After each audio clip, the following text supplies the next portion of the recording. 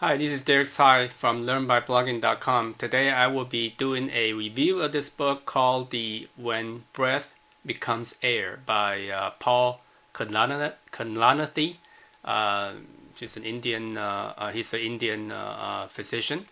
It's a sad ending to a neurosurgeon doctor, Paul Kalanithi, who found himself becoming a cancer patient at the end of his 7-year residency, and writing down his entire journey through the detection and the attacking the lung cancer with regimens of chemo and radiation therapies, and going back to finish up the residency, and then getting his physician license, but then fell ill again and finally succumbing to cancer. He died in 2015. Throughout this time, he saw the birth of his baby girl. It's an emotional roller coaster journey with a sad ending. It's a good book for someone or a family member who's undergoing the same situation or same issues, health issues. My key takeaway from the book is that the hectic pace of the residency, especially for a neurosurgeon, may have contributed to his cancer. This is my speculation, of course, without any backing.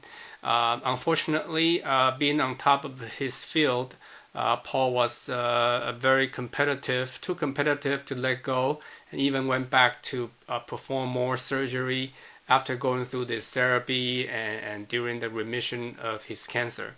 And I don't know if such a good idea to do that. Lifestyle and career change may be required for someone like that, or some kind of disease like that. He paid a huge price for that, and a great loss of his potential to the potential patients of his. Paul is great in writing.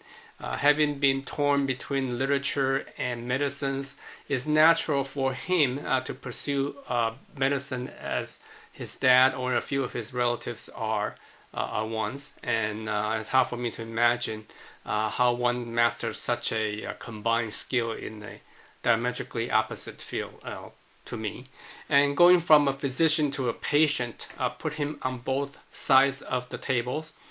He saw both perspective very clearly. For example, he was asked not to worry about the mortality curve by his oncologist, and going against his physician judgment. And yet it's something that he could appreciate as a patient when the odds are stacked against him.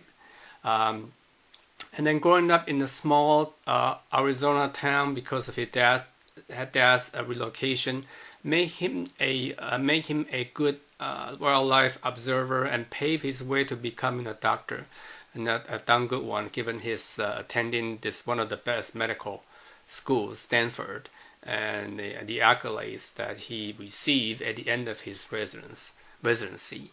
And he could have garnered more than $1 million annual salary. Unfortunately, what a heartbreaker it is. Paul's writings stopped about a few months before he passed away, but because he couldn't continue due to his health condition.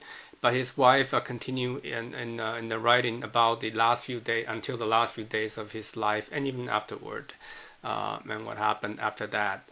Paul's writing was mesmerizing, touching. Unfortunately, we will not be able to see more of them.